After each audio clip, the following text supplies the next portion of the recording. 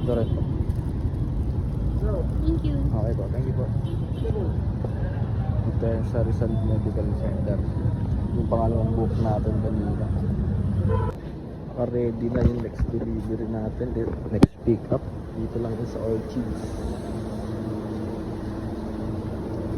Panda po. Ito yun. Nakakapat ka ng rider namin. Natawagin ko lang yung gusto.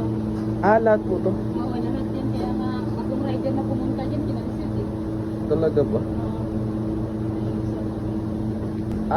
May pick up na ba to agad? Ha? May pick up na ba to agad?